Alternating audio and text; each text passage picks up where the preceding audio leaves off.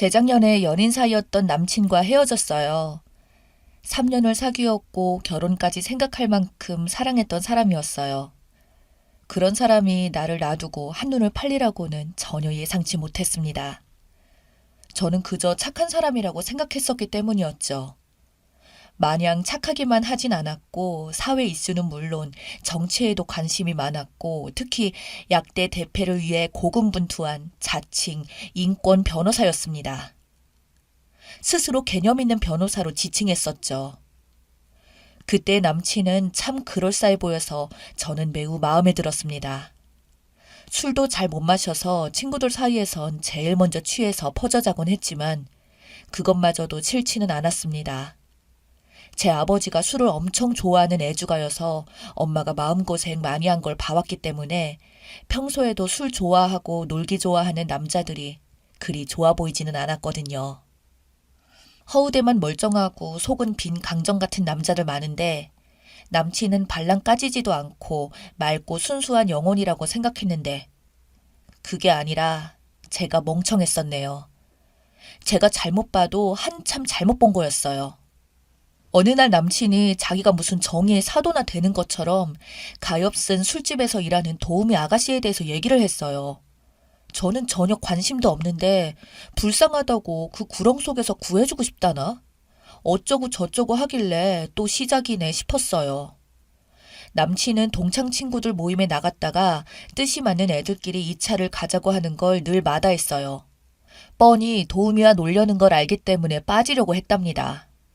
그렇지만 이번에는 친구들에게 반강제로 끌려가다시피 했다고 하더군요. 친구 중에 돈 펑펑 쓰는 물주가 있어서 그들과 도우미와 함께 술 한 잔씩 했다네요.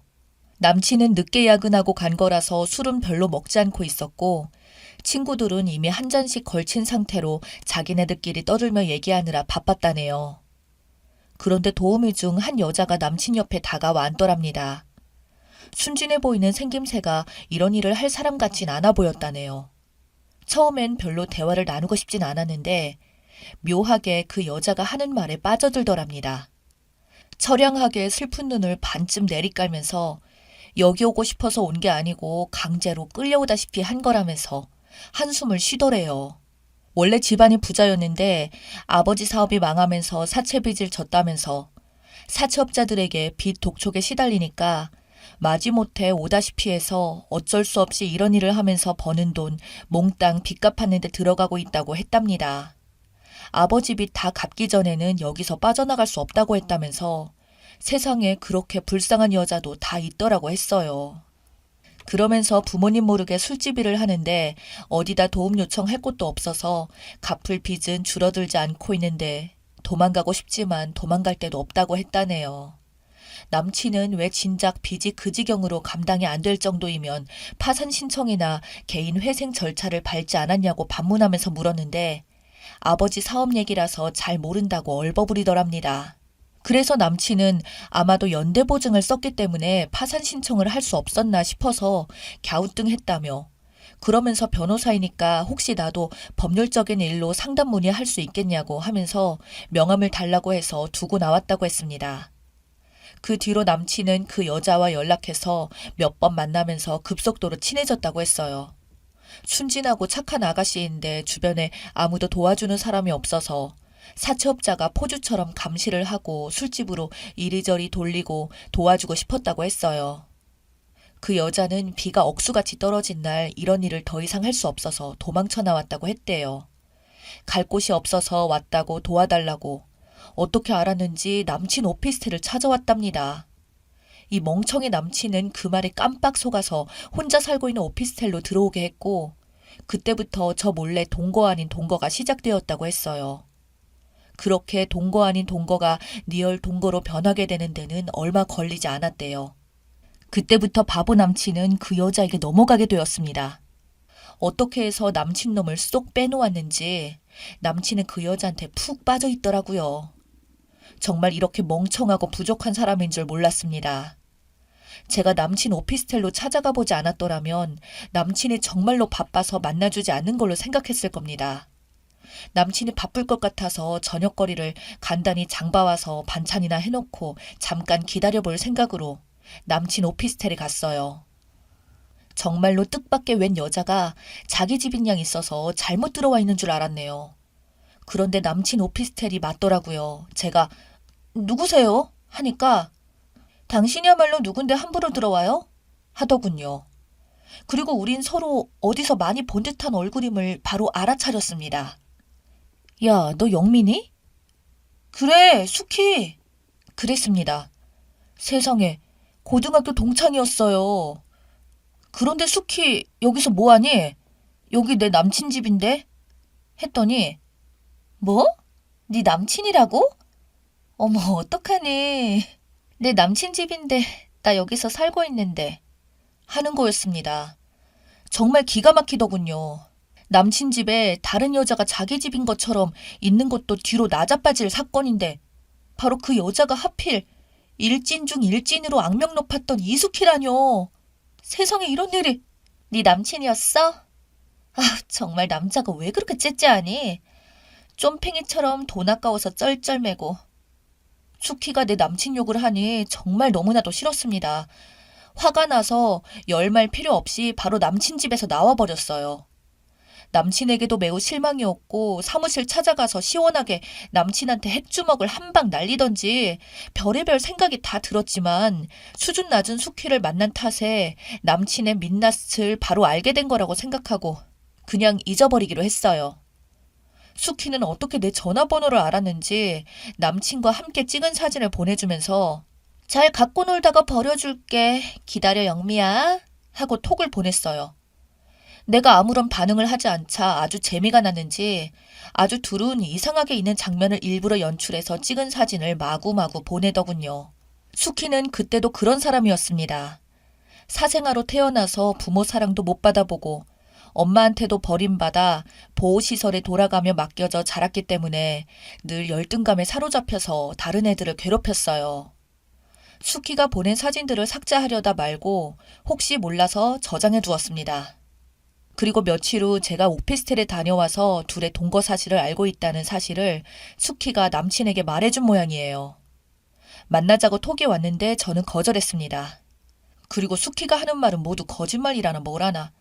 그러거나 말거나 뭐든 네 책임이니 어디 한번 당해봐 라고 톡만 보냈습니다. 아니나 다를까 한 달도 채 안 돼서 영미야, 네 남친 돌려줄게. 잘 갖고 놀았다 라는 톡이 왔더군요.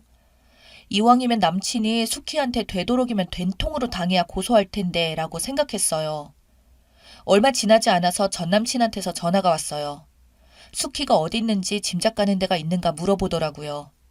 역시나 수키는 제대로 한탕하고 사라졌더라고요. 주말에 수면제 주고 전남친이 잠자는 동안 전남친 지갑에 있는 신용카드로 백화점 귀금속 코너에서 할부로 죄다 긁어놓고 오피스텔 보증금이랑 어떻게든 버티려고 찾아놓은 적금 모아놓은 돈도 어떻게 비밀번호를 알아내는지 빼서 몽땅 가져갔다네요. 그래서 제가 어머, 수키가 정말 좋아했나 보네. 그 정도로 돈을 헤쳐먹는 거 보니 하고 말해주었습니다. 전 남친은 혹시라도 연락이 오면 경찰에 신고하겠다고 전해달라고 했어요. 속으로 쌤통이다 라고 생각했습니다. 그런 후 1년이 지난 어느 날 외사촌 오빠 결혼식에 가게 되었습니다. 그날따라 엄마가 자기 자식 결혼식 마냥 들떠서 일찌감치 서두르셔서 이른 시각에 예식장에 도착했어요. 신랑 신부도 이제 막 도착해서 신부 대기실에 있었어요. 우리 식구들은 누구랄 것도 없이 아름다운 신부가 어떤 사람인지 궁금해서 우르르 몰려갔습니다. 저는 신부보다 먼저 사촌오빠한테 달려가서 축하한다고 전해주고 신부를 찾아갔어요. 눈이 딱 마주쳤는데 저는 입을 딱 벌리고 말았네요. 나도 모르게 세상에 이게 누구야? 너 수키 맞지? 저는 그 순간 바로 외사촌 오빠를 찾아갔어요. 이 여자랑 결혼한다고? 미쳤어 오빠? 나도 모르게 나와버린 소리에 저희 식구들이 왜 그러냐며 아는 사람이냐며 놀랐습니다. 수키는 저를 보자 얼굴이 창백해져서 쳐다보고 저는 남동생한테 신부 대기실 문을 잠그고 못 나가게 지키라고 했어요. 설마 이젠 우리 사촌오빠 사기쳐서 결혼하려고 했니? 사촌오빠가 새언니한테 무슨 말버릇이냐고 하길래 언니는 무슨 언니야? 이 여자 혼인 빙자 전문 사기꾼에다 절도범이야. 지금 이 여자한테 당한 남자가 아주 애타게 찾고 있지. 오빠, 이 결혼 무효야. 내가 아니었으면 우리 오빠 돈 갖고 또 내뺐겠네. 수키는 얼굴이 빨개져서 아무 말도 못하고 안절부절 하더라고요. 그리고 전 남친에게 전화해서 예식장으로 오라고 했고 오기 전에 신고했던 경찰서에 연락해서 경찰 출동시켜서 잡아가라고 떠나갈 듯이 큰 소리로 말했습니다. 그러자 도망치려고 웨딩드레스를 입은 채로 나가려고 하길래 저는 태연하게 수키의 머리채를 잡고 다리를 걸었더니 보기 좋게 발라당 넘어지더라고요. 저는 그 위에 올라타서 도망가지 못하게 누르고 있었는데 계속 발을 동동 차서 남동생에게 잘 붙잡고 있으라고 했어요. 이 기가 막힌 광경에 사촌오빠는 어안이 벙벙이 하길래 전에 사기 쳐먹던 남자랑 찍은 사진이라며 다 보여주었어요. 그리고 같이 따라온 신부 친구들도 공범일지 모르니 붙잡아 두었어요. 나중에 알고 보니 일당 받고 온 대행 서비스 사람들이었어요. 이제서야 빠져나갈 구멍이 안 보이자 나한테 그냥 보내달라고 사정하길래 악을 쓰고 소리 지르고 난리쳤습니다. 상견례에서 보았던 사람들이나 예식장의 신부 측 사람들 모두가 대행이었던 걸로 확인되었어요. 다행히 하객들이 바로 알려주어서 그나마 다행이었습니다.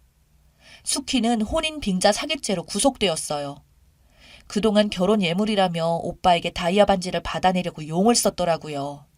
사촌 오빠는 좀 충격받았는지 정신이 없었지만 모든 것이 사기였다는 것을 알고는 저에게 고마워했습니다. 저렇게 착해 보이는 얼굴의 이면에 저런 모습이 있었다니 믿기지 않는다고 했어요. 이모도 저 아니었음 큰일 날 뻔했다고 천만 다행이라고 했습니다. 저는 사촌 오빠에게 여자 외모에만 빠지지 말고 두루두루 잘 살펴가며 만나라고 했습니다. 물론 저도 마찬가지죠. 착하고 잘난 사람인 줄 착각하고 좋아했었는데 멍청하고 형편없는 사람이었거든요. 사람 만나는 것도 돌다리로 두드려가며 가듯이 조심스럽다는 생각이 듭니다.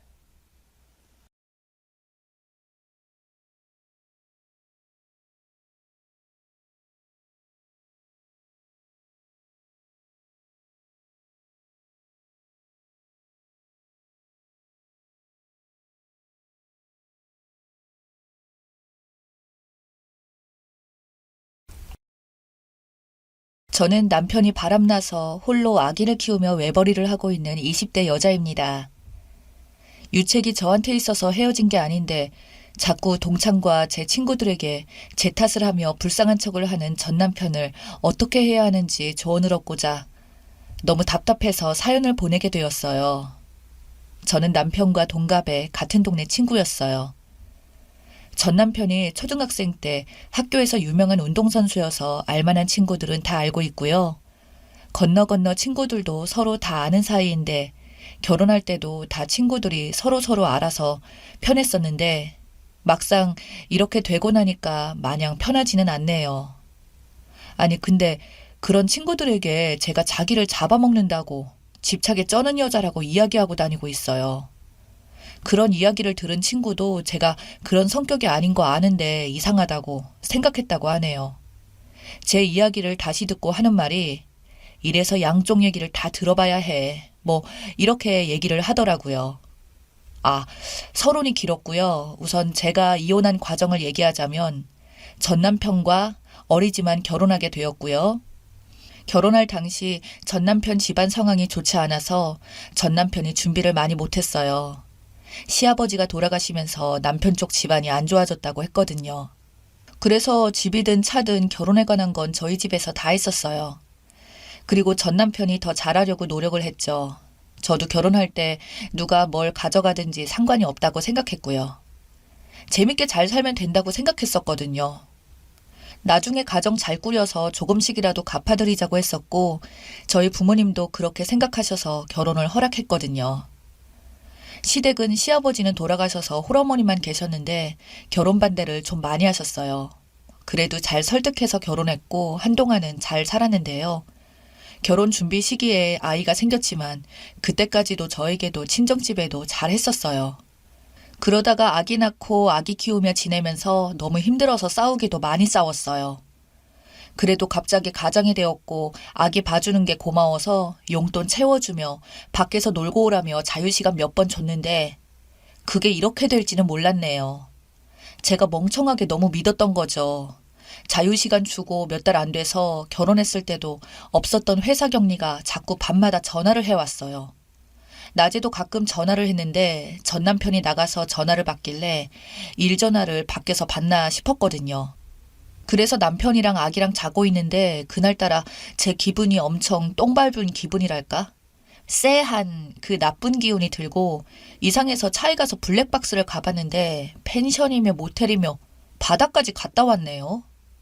제가 바람을 엄청 증오한다는 걸 알고 있는 사람이었고 드라마를 같이 보면서 같이 욕도 하고 했었는데 믿으니까 남편을 믿어서 자유시간까지 주면서 배려해준 게 이렇게 뒤통수 치일 줄은 몰랐어요.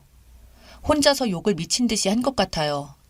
집에서 아기 잘 때 SNS를 많이 봤는데 증거 없이 바람 피우는 남편 잡으면 꼭 아니라고 거짓말하는 놈들을 많이 봤기에 증거를 모으기 시작했어요. 블랙박스 내비게이션 다 찍고 들어와서 핸드폰을 봤더니 사진에 동영상의 녹음까지. 핸드폰은 개인적인 거라서 잘 보지 않기로 해서 한동안 안 봤었는데요. 카톡 사진, 동영상 이런 거 보니까 제 손이 떨리고 옆에서 뒤척이는 소리에 놀라서 핸드폰 내려놨다가 들었다가 혼자 쇼하면서 증거 수집은 다 했네요. 카톡 대화방을 보니 그녀는 남편이 와이프와 아이가 있는 것도 다 알고 있었고 아이랑 집을 나오면 지극히 모시겠다고 어이없는 말을 했고요. 내 차에서 그것도 블랙박스에 다 찍혀 있는데 그냥 저를 개무시하고 가지고 놀았어요. 그래서 이참에 차 키도 없애고 새벽에 차도 친정에 갖다 놓고 왔는데 아침에 차를 찾네요. 아빠가 급하게 차 써야 해서 빌려줬다고 말했더니 아주 본인 차인 듯 짜증을 엄청 내고 나갔어요. 이때부터 저는 변호사를 만나러 다녔습니다. 소송 준비했고요. 아기가 어려서 어린이집도 안 다닐 때인데 친정엄마 찬스 쓰면서 변호사를 찾아갔었어요. 근데 세상이 좁다고 느낀 게 아는 언니가 먹자골목에서 전 남편이 다른 여자와 밥을 먹고 있는데 분위기가 좀 이상하다고 남편 집에 있냐고 밥 먹자고 확인차 저한테 연락을 했어요. 그러다 꼬치꼬치 캐물어서 장소를 알게 되었고요. 그래서 친정에 아이 맡기고 그 동네로 갔는데 거기 있더라고요. 그리고 카톡해서 단골로 칭하던 모텔 옆 건물에서 죽치고 기다렸어요. 그 인간들 다 처먹을 때까지요. 겨울이어서 정말 추웠는데요. 더 웃긴 건 유부남이라는 게 모텔이 단골이라니. 기다리고 있는데 낯익은 내가 염색해준 머리통이 오길래 들어가서 사진 찍었어요. 들어가는 현장 사진을 찍은 거죠. 진짜 심장이 엄청 뛰었었는데 그때 남편을 못 때린 게 지금도 한맺혀요. 염색해준 머리통을 낚아챘걸. 아주 개패듯이 팩이라도 했으면 속이라도 조금 시원했을 텐데 엄청 후회되네요. 그리고 증거는 이제 다 잡았으니까 집에서의 일만 남았었는데 그래도 아기가 있으니까 알아서 눈치껏 잘못한 거 알고 빌면 한번 봐줄까도 생각했던 것 같아요. 그래서 제가 뭐 할 말 없냐고 물었더니 무슨 일이냐고부터 해서 의심을 한다느니 미쳤다느니 내가 할 말 없냐고 물어보는데 왜 이렇게 예민해가지고 의심을 한다고 이야기했을까요? 제발 저린 거죠. 그때부터 전 남편은 집안에 안 들어오기 시작했어요. 제 딴에는 한번 봐주려고 물어봤던 건데 이거는 봐주려고 해도 봐줄 수가 없었던 거죠. 그 후로 바로 집 비밀번호 바꾸고 친정에 들어갔어요. 집에 왔는지 전화 카톡에 문 열어라 난리인데 잘못했다는 걸 눈치챈 건지 친정이나 친구들한테는 연락을 안 했더라고요. 그년한테 갔을지도 모르죠. 아니 갔겠죠 뭐. 한동안 그렇게 친정에서 지내며 있다가 상간녀 집 주소 알아내서 집으로 찾아갔어요. 번호를 알고 있었지만 연락은 계속 안 했고 고민하다 찾아가서 귀싸대기라도 때리자는 심정으로 찾아갔죠. 대형 커피 체인점 바로 옆에 있는 빌라에 살더라고요. 커피점 앞에 주차하고 그년 집으로 갔어요. 엄마도 만날 겸 갔는데 엄마가 안 계셨고 할머니가 계셨는데 차마 할머니에게까지 말씀드리기가 뭐해서 엄마한테 전화하라고 했는데 엄마가 모를 줄 알고 있었는데 저를 알고 있더라고요. 얘기해봐요. 당신 딸년이 와이프 있는 남자를 만나는데 왜 태연하게 있으신 거죠? 근데 대답이 기가 막히고 코가 막혔어요. 엄마 늦어. 기다리든지 다음에 다시 오라 그래. 라고 하더라고요. 그 엄마의 그 딸이죠. 이게 말이야 방귀야. 왜 내가 다시 와야 하는지. 그래서 그냥 옆에서 상황 파악 안 되시나 보네요. 왜 제가 기다려야 하나요? 집안이 대책이 없네. 나중에라도 그런 말 할 수 있나 두고 볼게요. 라고 말하고 전화를 끊었어요. 다행히 할머니는 귀가 어두우신지 못 들으셨죠. 그년을 데리고 나왔는데요. 옷 갈아입고 나온다길래 기다렸는데 그놈한테 전화하는 것 같은 느낌이 들어서 핸드폰 바로 부셔버리기 전에 끊고 나오라고 말하니 잽싸게 나오더라고요. 그리고 나오는데 커피숍 앞에 세워진 제 차를 가리키면서 알지? 네가 그 새끼랑 타고 다녔던 차 라고 했더니 아무 말 못하네요. 커피숍에 들어가서 앉아서 할 말 없냐고 했더니 죄송해요. 근데 오빠가 너무 좋아요. 못 헤어질 것 같아요. 그러는 거예요. 어이없어서 몇 살이냐고 물어보니까 21살이래요. 아니 간땡이가 부어도 그렇지.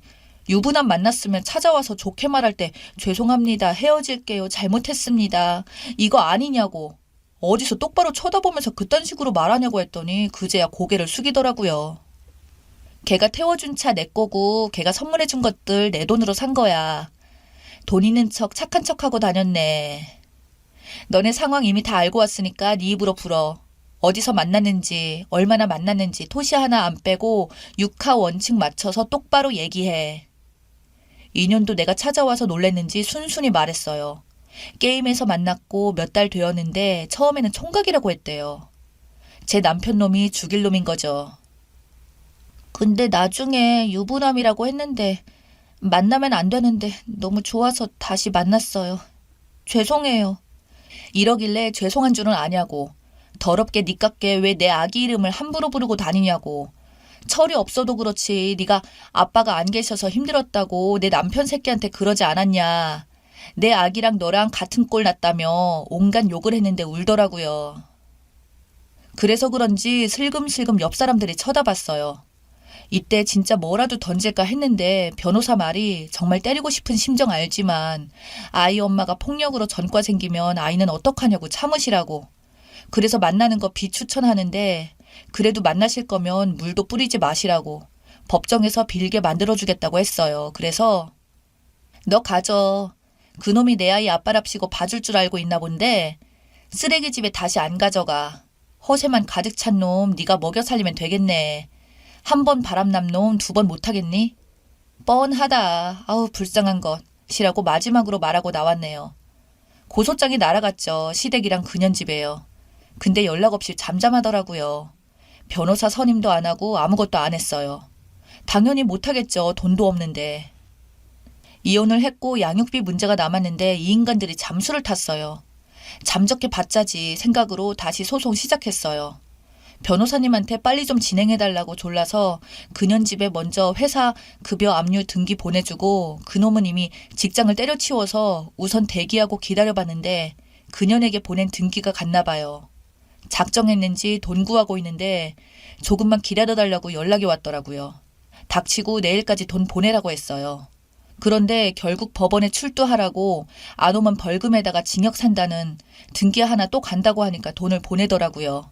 위자료며 뭐며 다 보내고 여태까지 안 보낸 거 이자까지 싹 다 보내야지 출두 취소될 거라고 했더니 다이렉트로 이자까지 보냈어요.